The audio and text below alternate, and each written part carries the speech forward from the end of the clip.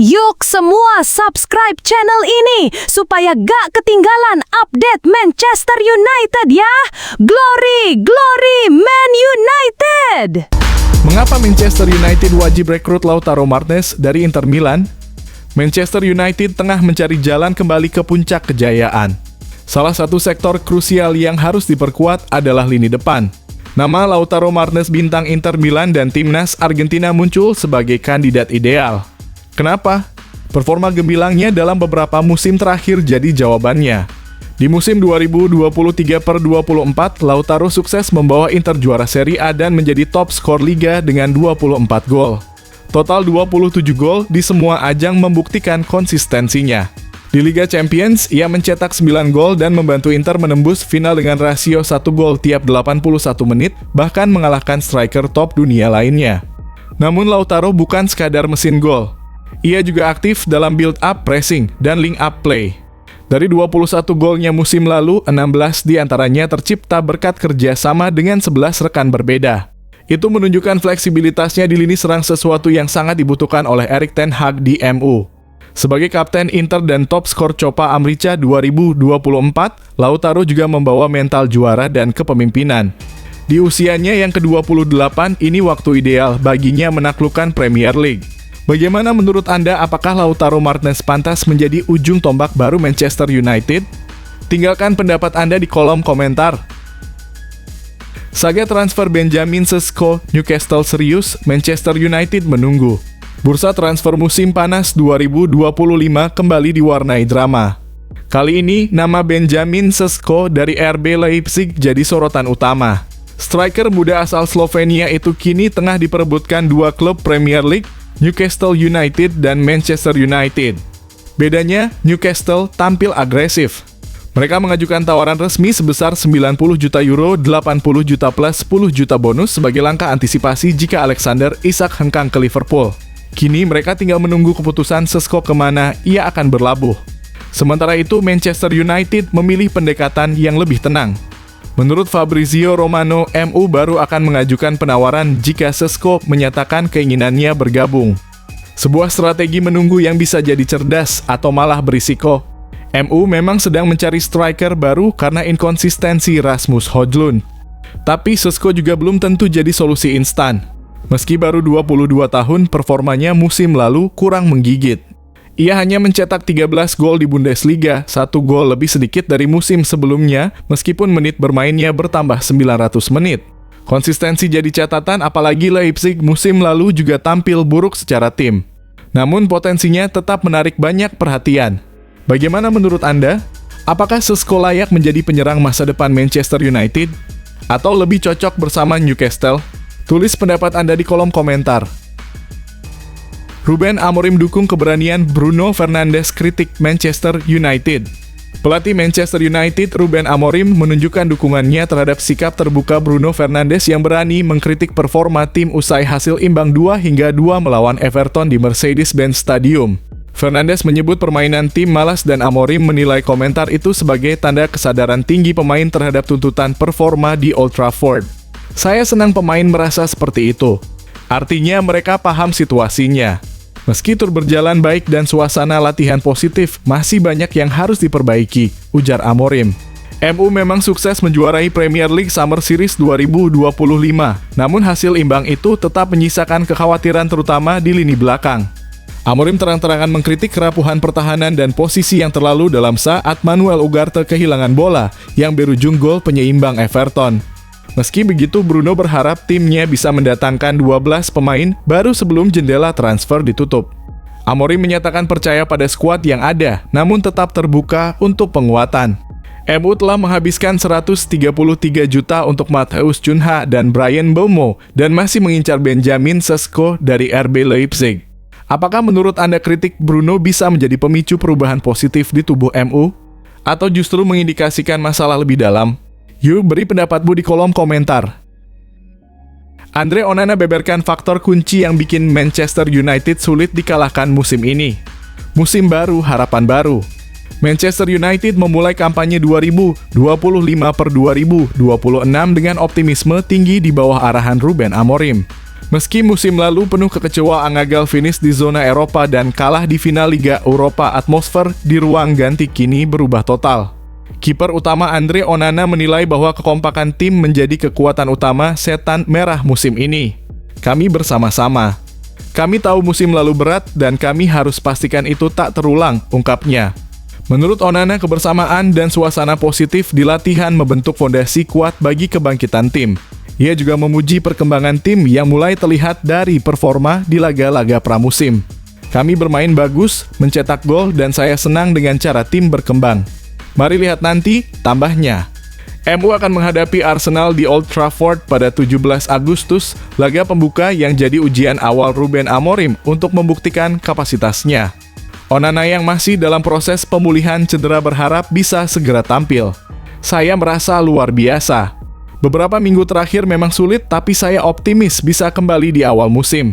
Apakah semangat baru dan kebersamaan ini cukup untuk membawa MU kembali bersaing di papan atas? Bagaimana pendapatmu tentang peran Onana musim ini? Tulis komentar kamu di bawah. Berikut versi artikel yang telah disesuaikan agar lebih menarik dan komunikatif tanpa mengubah makna dan isi, serta mengajak pembaca untuk ikut berkomentar. Panjangnya sekitar 1.300 karakter, Arsenal kejutkan Real Madrid, tawar gelandang bintang Rp1 triliun, bukan Rodrigo. Arsenal kembali membuat gebrakan di bursa transfer musim panas 2025. Kali ini mereka dikabarkan telah mengajukan tawaran fantastis sebesar 75 juta euro, dalam kurung sekitar 1,4 triliun rupiah untuk gelandang Real Madrid, Aurelien Tchouameni. Laporan ini datang dari media Spanyol, Defensa Central. Langkah ini cukup mengejutkan mengingat sebelumnya The Gunners lebih sering dikaitkan dengan winger seperti Eberechi, Eze, dan Rodrigo. Namun fokus kini justru bergeser ke lini tengah. Meski sudah menggelontorkan lebih dari 200 juta euro untuk mendatangkan Victor Gyökeres, Martin Zubimendi, dan Noni Madueke, Arsenal rupanya masih ingin memperkuat tim sebelum jendela transfer ditutup. Sayangnya Real Madrid dikabarkan langsung menolak tawaran tersebut. Manajer Xabi Alonso memandang Tchouameni sebagai pilar penting dalam skuadnya. Setelah pensiunnya Toni Kroos, Madrid memang tengah mencari sosok pengatur permainan baru, namun melepas Tchouameni tampaknya bukan bagian dari rencana. Gelandang asal Prancis ini bergabung dari AS Monaco pada 2021 dan sudah tampil 146 kali meraih 7 trofi bersama Los Blancos. Dengan konsistensinya, tak heran ia jadi incaran klub besar. Menurut kamu, apakah Arsenal harus terus mengejar Tchouameni atau sebaiknya mengalihkan fokus ke target lain?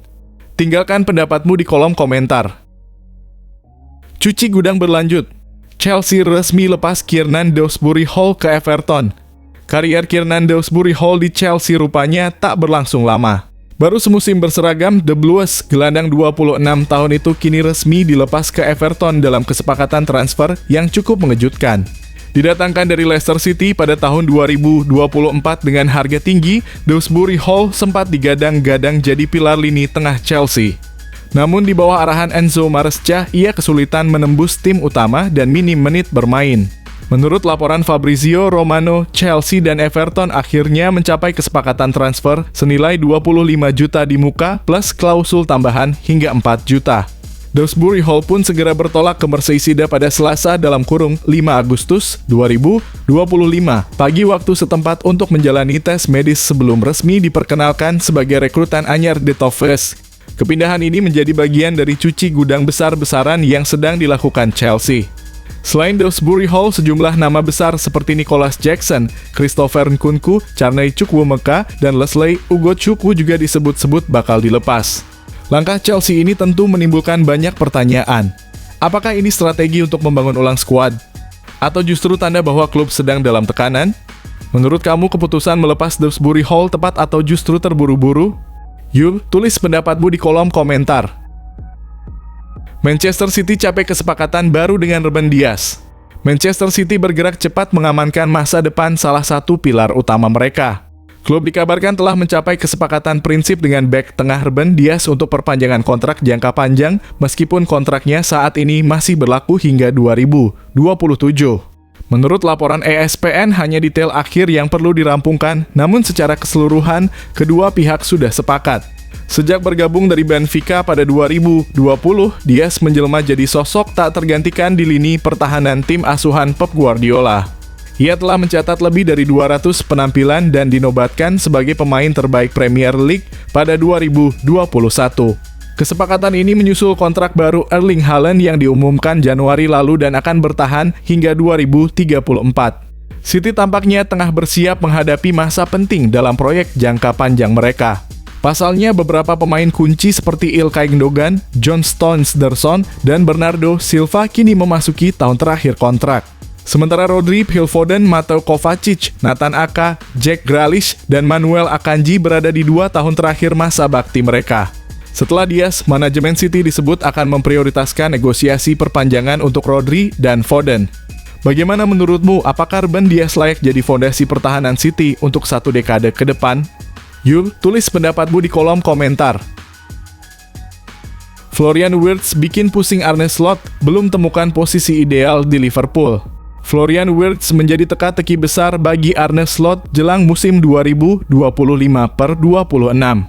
Didatangkan dengan harga fantastis 136 juta dalam kurung sekitar 2,6 triliun rupiah, sang gelandang Jerman justru belum menemukan posisi ideal di skuad Liverpool. 2 laga pramusim mengungkapkan kebingungan taktik. Saat melawan AC Milan, Wirtz dimainkan sebagai false nine, namun hanya tampil hingga babak pertama dan tak banyak memberi dampak. Kekalahan 2-4 membuat eksperimen ini dipertanyakan. Di laga berikutnya kontra Yokohama Marinos, ia tampil lebih nyaman sebagai gelandang serang dan mencetak 1 gol. Namun lawan yang dihadapi memiliki kualitas jauh di bawah. Masalahnya, posisi favorit Wirtz di sisi kiri sudah diisi Gakpo dan Ekitike. Di kanan ada potensi kombinasi dengan Salah, tapi gaya main Slot belum memberi kebebasan seperti yang Wirtz nikmati di Leverkusen. Jika Slot mempertahankan formasi 4-3-3, salah satu dari Gravenberch, Szoboszlai, atau McAllister harus dikorbankan. Bahkan Harvey Elliott pun terancam kehilangan tempat. Dengan banderol tinggi dan ekspektasi besar, Wirtz harus segera dioptimalkan. Apakah Arne Slot sebaiknya mengubah sistem demi Wirtz atau justru memaksanya beradaptasi? Bagaimana menurut kamu? Apa posisi terbaik untuk Wirtz di Liverpool? Beri pendapatmu di kolom komentar.